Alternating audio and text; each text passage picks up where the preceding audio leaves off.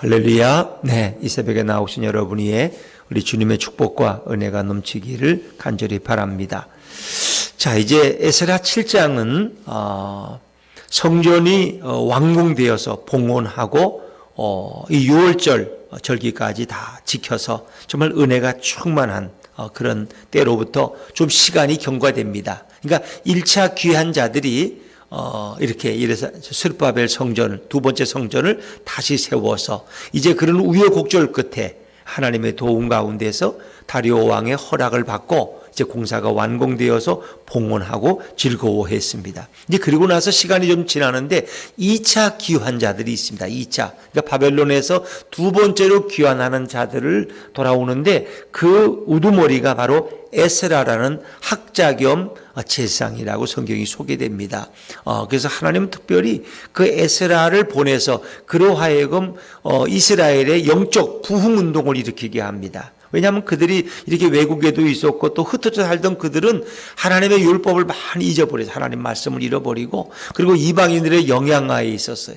이제 가까스로 성전을 건축했지만 그 성전을 건축한 것보다 더 중요한 것은 백성들의 마음속에 하나님의 말씀을 심는 겁니다.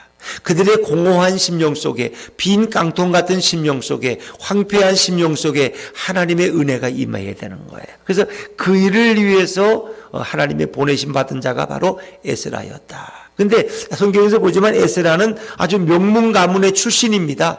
그래서 그는 아론의 제16대 손이라. 아론의. 그러니까 모세와 아론 형제잖아요. 모세는 영적 지도자가 되고 아론은 대제사장의 출발이 되는데 그 16대 손이 바로 이 에스라였다.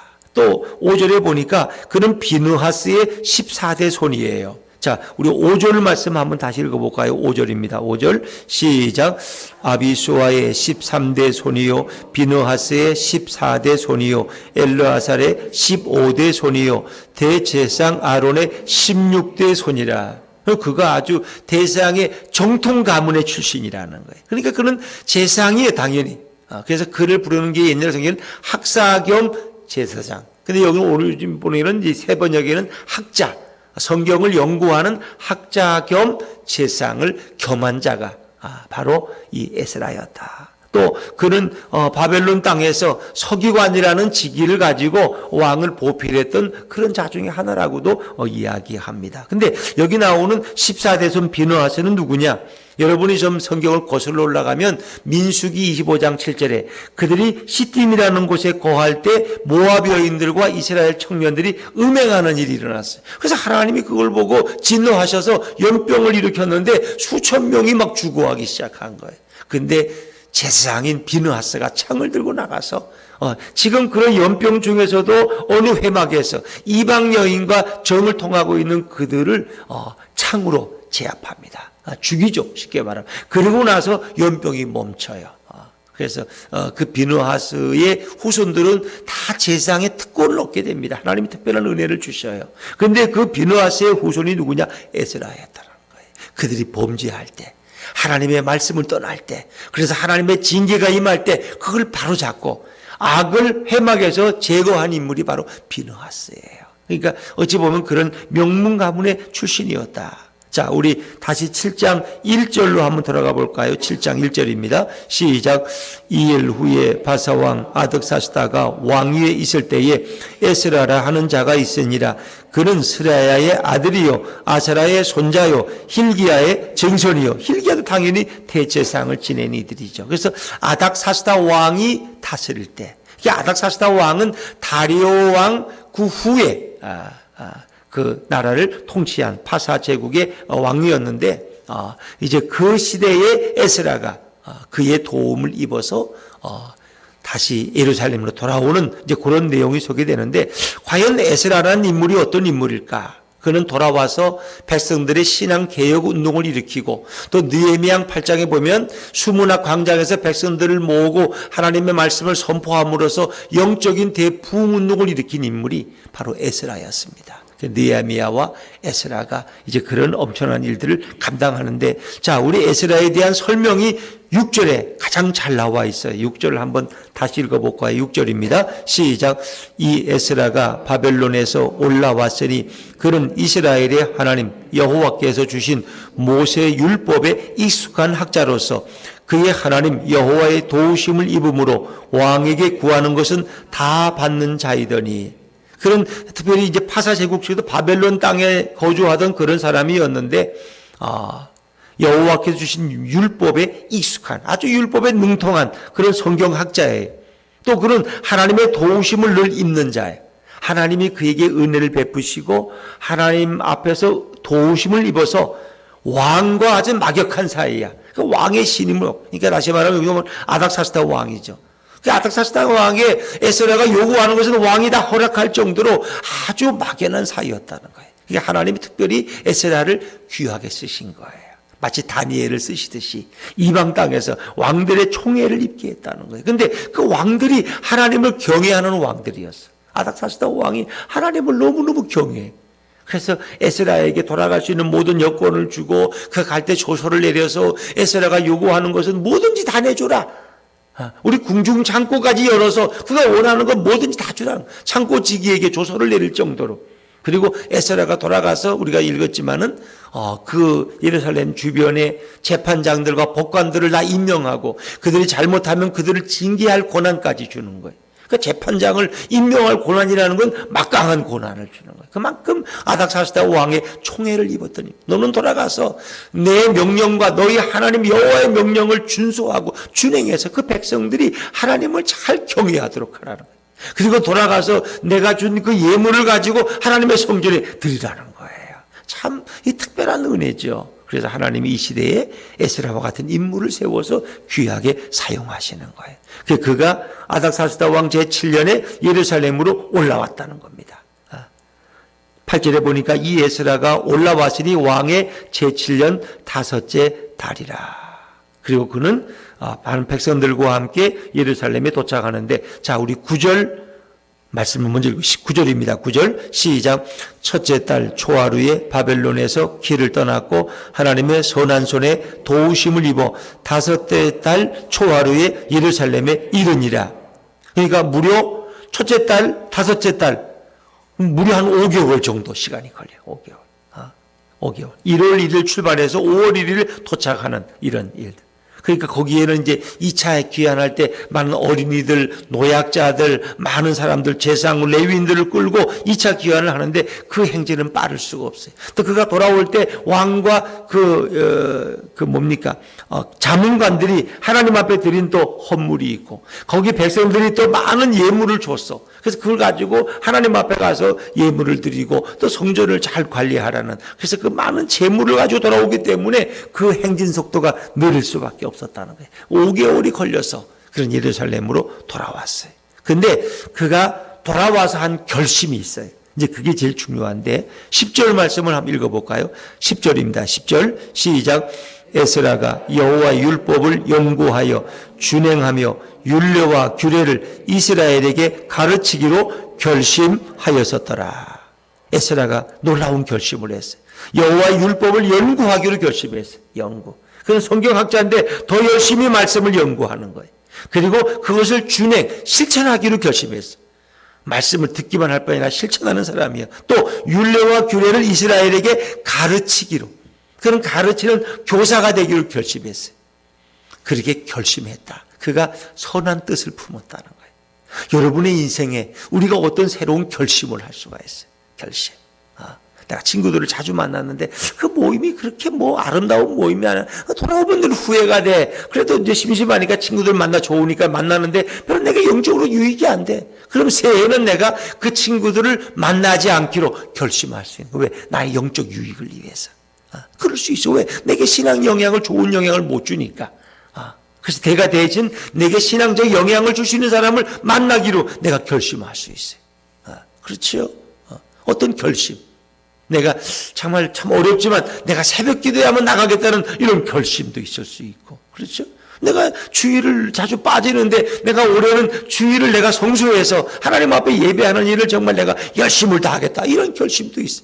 어떤 부모들은 내가 늘 바빴지만 토요일 날은 내가 아이들을 위해서 내가 시간을 헌신하겠다. 그래서 토요일은 아침부터 저녁까지 내가 아이들을 다 봐주고 아내가 좀 편하게 쉬도록 좀 그날은 아내도 좀 미장원에 가고 그러도록 애들 때문에 좀 그러지 않도록 내가 아이들 데리고 가서 맛있는 것도 먹고 호수공원에 산책도 하고 내가 아이들을 위해서 그날은 내가 다 바치겠다. 이런 결심. 그러면 가정이 얼마나 좋아지겠어요. 그렇죠? 이런 결심. 이런 선한 결심이 내 인생을 바꾸고 그렇죠? 또 내 주위 사람들에게 변화를 줄 수 있다는 거예요. 그러니까 에스라는 이런 놀라운 결심을 해요. 여호와 율법을 연구해서 그것을 실천하고 그것을 백성에게 가르치기로 결심하였더라. 여러분 다니엘도 이런 선한 결심을 했다는 걸 아세요? 다니엘서 1장 8절에 보니까 다니엘이 이제 귀족 청년들이 다니엘이 바벨론에 갔을 때 느부갓네살이 왕궁에 그 이스라엘을 잡아온 아주 똑똑하고 영특하고 귀족에 주시는 자녀들을 모아서 그들을 따로 학교를 세웠어. 그리고 왕궁에서 먹고 자게 생활하고 왕의 진미를 먹게 했어. 근데 그 왕의 먹는 음식은 우상에게 드렸던 고기야. 그러니까 고기를 안 먹는 게 아니라 우상에게 먼저 드렸던 것을 먹는 것이 바벨론 왕궁의 전통이에요. 그러니까 나는 우상 제물을 먹지 않겠다. 그래서 더럽히지 않으려고. 그리고 포도주를 먹지 않겠다. 이렇게 결심을 했어요.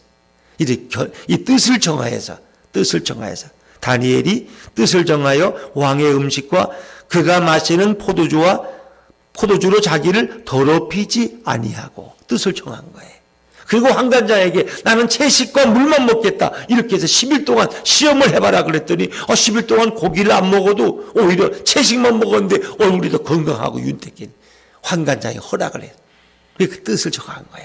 우리 인생에 이런 뜻을 정할 필요가 있다는 거예요. 어떤 사람들은 뭔가 영적인 뜻을 정하고 어떤 사람들은 뭔가 선한 뜻을 결심해서 그것을 내 인생에 한번 실천해 보겠다. 그래서 그 새로운 뜻을 함으로써 그의 생에 놀라운 변화를 경험할 수도 있는데 바로 에스라는 그런 뜻을 결심한 거예요. 내가 백성들의 가르쳐. 그래서 그 에스라를 통해서 이스라엘의 영적 부흥운동이 일어나고 많은 백성들이 잘못된 길로 갔다 깨닫고 다시 돌아오고 회개하고 그의 인생을 바꾸는 거예요. 그러니까 한 사람의 삶이 많은 사람에게 선한 영향을 줄 수 있다는 건 매우 중요한 거예요. 또 율법을 이렇게 연구한다 그래서 여러분이 또 구약 성경 막 열심히 연구하는 그런 건 아니에요. 결국 이 연구한다는 것은 하나의 율법을 신봉한다는 의미가 아니라 지금 우리의 의미에서 보면은 이 말씀의 주인이신 예수님을 더 깊이 알아가는 거예요. 우리가 자칫하면은 유대인처럼 될 수 있다는 거예요. 유대인. 그래서 히브리 대학에 가서 공부하는 목사님 많이 히브리 대학에 예루살렘에 가가지고 거기 가서 뭘 배워가지고 오는 거예요. 유대인들이 어떻게 성경을 연구했는지. 근데 그 유대인들은 예수를 영접했어요, 안 했어요? 예수를 영접하잖아요. 율법을 잘못 알았기 때문에 자칫하면 그렇게 될 수 있어요. 그게 조심스럽다는 거예요. 우리가 결국 성경의 중심은 예수님이에요. 이 모든 성경이 나에 대해서 증언하고 있다는 거예요. 그러니까 구약 성경을 읽어도 우리가 예수님으로 읽는 훈련이 중요해요. 그래서 성경 공부 잘못하면 지식만 쌓아. 왕들의 이름을 다 외우고 무슨 율법에 이런 규례들을 다 외워. 그게 나하고 무슨 상관이 있어? 그게 구원하고 무슨 상관이 있어? 그렇게 다 떨떨 외운 구약 성경 모세오경을 처음부터 마지막까지 한자도 안 틀리고 다 외운 유대인들이 예수를 몰랐기 때문에 지옥 갔는데 그게 나하고 무슨 상관이 있어? 그보다 더 중요한 것은 예수님을 바로 알아가는 거예요. 예수님을. 그러니까 우리가 에스라는 그 당시에 성경 말씀을 연구해서 하나님의 뜻대로 이스라엘 백성들이 살아가도록 그렇게 가르치기를 결심했는데 오늘 우리 입장에서 보면은 우리가 예수님을 더 말씀을 통해서 더 깊이 알아가는 거예요. 깊이 알아가는 거예요. 유대인처럼 그 전철을 밟으라는 게 아니에요. 우리는 예수 그리스도 하나님이 이 땅에 오신 우리의 메시아이고 구주이신 예수님에 대해서 더 깊이 알고 그 예수님을 다른 사람에게 소개할 수 있다면 얼마나 아름다운 일이에요. 그렇죠? 그래서 어떤 분들은 성경을 나는 백독했다. 그 하나도 안 부러워. 성경을 백독했는데 성경을 좀 많이 알 수도 있고 암송을 많이 할 수도 있고 그러나 그 안에 예수님을 모른다면 그 무슨 의미가 있냐는 거예요, 여러분. 그러니까 우리가 에스라를 보면서 우리가 예수님을 깊이 아는 것이 우리 기도와 우리의 말씀 연구를 통해서 예수님을 더 깊이 알아가는 그런 성도들이 되어야 할 줄로 믿습니다. 또 그런 의미에서 에스라는 예수님의 예표가 되고 모델이 됩니다. 왜? 예수님이 오셔서 뭐 했어요? 사람들에게 율법을 바로 가르치셨어요. 하나님 말씀 바로 가르치시고 하나님에 대해서 천국을 바로 알려주셨어요. 그래서 그들과 논쟁할 때마다 그들이 깨닫지 못하는 것들을 지적해 주시고 고쳐주셨어요. 그러니까 바리새인 서기관들과 대제사장들은 자기들이 율법을 가장 잘 알고 하나님을 가장 잘 안다고 생각하는데 사실 그들은 하나님을 모르고 있었어요. 그리고 하나님과 다른 길을 걸어가고 있었어요. 오히려 범죄하고 있었다는 거예요. 그래서 그들은 눈뜬 속인 것 같고 그래서 예수님께서 그러세요. 뭐라 그랬어요? 이 회칠한 무덤 같은 자들이라고. 너희가 교만하고 7가지 바리새인들에게 주는 이런 예수님의 이 질책의 말씀이 마태복음에 소개되잖아요. 그들이 남이 볼 때는 바로 아는 것 같은데 정말 하나님을 바로 모르고 있었어요. 자기들의 아직과 다친 눈으로 오히려 백성들을 잘못된 길로 인도하고 있었어요. 소경이 소경을 인도하면 둘 다 구덩이에 빠지는 거죠. 바로 그들이 영적으로 소경된 자들이기 때문에 예수님이 그들의 눈을 띄어주게 하려고 말씀하셨지만 그들은 예수님의 말씀에 귀를 막았어요. 결국은 예수를 십자가에 못 박아 죽이고 말았어요. 진리의 어두운 자들이죠. 그래서 우리가 성경 속에서 예수님을 알아가는 그런 것이 바로 에스라의 성경 연구의 목적이고 예수님을 사람들에게 바로 증거하는 거예요. 그리고 백성들을 깨우치고 바른 신앙의 길로 회개운동을 일으키시고 천국 백성으로 인도하시는 그 예수님의 모습은 에스라의 모습 속에서 우리에게 미리 예표되고 있다는 것입니다. 참 에스라는 귀한 인물이죠. 자, 이제 아닥사스다 왕이 에스다에게 조서를 내리는데 자, 어떤 내용일까요? 자, 11절 12절 같이 읽죠. 시작. 여호와의 계명의 말씀과 이스라엘에게 주신 율례 학자요 학자 겸 제사장인 에스라에게 아닥사스다 왕이 내린 조서의 초본은 아래와 같으니라. 모든 왕의 왕 아닥사스다는 하늘의 하나님의 율법의 완전한 학자 겸 제사장 에스라에게 13절 같이 읽죠. 조서를 내리노니 우리나라에 있는 이스라엘 백성과 그들 제사장들과 레위 사람들 중에 예루살렘으로 올라갈 뜻이 있는 자는 누구든지 너와 함께 갈지어다. 2차 기환을 원하는 분들은 다 에스라를 따라가라는 거예요. 에스라가. 그리고 이제 왕과 7 자문관의 보냄을 받았는데, 자, 자문관들이 보낸 이 예물을 가지고 가서 이제 너희 하나님께 예물을 드리라는 거예요. 자, 15절부터 17절까지, 15절부터 17절까지 같이 한번 읽죠. 시작. 왕과 자문관들이 예루살렘에 거하시는 이스라엘 하나님께 성심으로 드리는 은금을 가져가고 또 내가 바벨론 온 도에서 얻을 모든 은금과 및 백성과 제사장들이 예루살렘에 있는 그들의 하나님의 예물을 가져다가 그들의 손으로 수송아지와 순양과 어린 양과 그 소재와 그 전제의 물품을 신속히 사서 예루살렘 내 하나님의 성전 제단 위에 드리고, 이 모든 것이 다 하나님 앞에 제물을 드리라는 거예요. 뭐 번제단을 쌓을 때 짐승들을 사서 드리고, 왕이 보내준 그 모든 돈과 재산을 가지고, 또 거기에 자문관 7명이 또 함께 헌금을 해서 그 편으로 보냈다는 거예요. 그리고 그 모든 것을 하나님의 뜻대로 쓰라는 거예요. 18절 제가 읽을게요. 그 나머지 은금은 너와 너희 형제가 좋게 여기는 일에 너희 하나님의 뜻을 따라 쓸지며, 내 하나님의 성전에서 섬기는 일을 위하여 내게 준 그릇은 예루살렘 하나님 앞에 드리고, 또 너가 필요한 뭐든지 있으면 다 그에게 내어주라는 거예요. 자, 20절 말씀, 20절 시작. 그 외에도 내 하나님의 성전에 쓰일 것이 있어서 내가 드리고자 하거든 무엇이든지 궁중 창고에서 내다가 드릴지니라. 왕궁의 창고를 네 마음대로 다 쓰라는 거예요. 뭐든지 하나님을 위해서라면 아낌없이. 그리고 22절에 제가 읽을게요. 은은 100달란트까지, 밀은 100고루까지, 포도주는 100바까지, 기름도 100바까지 하고 소금은 정량 없이 가져다 쓰라는 거예요. 그러니까 하나님의 성전을 위해 쓰는 것은 뭐든지 다 쓰라는 거예요. 23절 제가 읽을게요. 무릇 하늘의 하나님의 전을 위하여 하늘의 하나님이 명령하신 것은 삼가 행하라. 어찌하여 진노가 왕과 왕자의 나라에 임하게 하랴. 하나님의 성전을 위해서 뭐든지 명령하면 다 필요한 거 가져가서 다 사용하라는 거예요.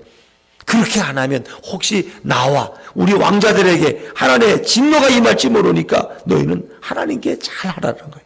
이 참 아닥사스다 왕이 하나님을 얼마나 경외했던가. 그런 이방의 왕이지만 에스라에게 이런 특권을 줘서 보내는 거예요. 24절에 보니까 또 하나님의 성전에서 일하는 자들에게는 조공과 관세와 통행세를 받지 말라는 거예요. 받지 말라. 옳지 않다는 거예요. 지금 자꾸 이제 뭐 이렇게 또 교회 종교재단에 대해서도 뭐 목회자들 세금을 내야 된다. 물론 그거 뭐 정치적으로는 옳아요. 그러나 오히려 아닥사스다 왕 때부터 제사장과 레위인들은 조금과 관세와 통행세도 면제하라는 거예요. 참 이게. 근데 이제 그걸 또 받는 게 또 좋다고 하는 분들도 있어서 뭐 받는데 그럼 뭐 애든 말든 아무 상관없어요 뭐. 또 개척교회 목사는 세금도 안 내. 뭐 세금 받을 게 없어. 우리 국가에서 도움을 받아야 돼 또. 그러니까 이제 세금 내는 목사님들도 뭐 몇 프로 안 되죠. 그래도 큰 교회 목사님들 돼야 이제 세금 낼 테고 개척교회 목사들은 뭐 세금 낼 그게 안 되니까 면세점 이하니까. 그런데 뭐 아닥사스다는 다 또 이렇게 면세를 했어. 근데 지금도 그걸 또 받으려고 애쓰는 분들도 있는데 과연 하나님의 뜻은 또 어디에 있을까 우리가 또 생각해 봐야 되겠죠. 그리고 이제 모든 재판관들을 세울 권한까지 에스라에게 주었어요. 자, 이것도 한번 읽어볼까요? 25절입니다. 25절 시작. 에스라여 너는 내 손에 있는 내 하나님의 지혜를 따라 내 하나님의 율법을 아는 자를 법관과 재판관을 삼아 강 건너편 모든 백성을 재판하게 하고 그중 알지 못하는 자는 너희가 가르치라.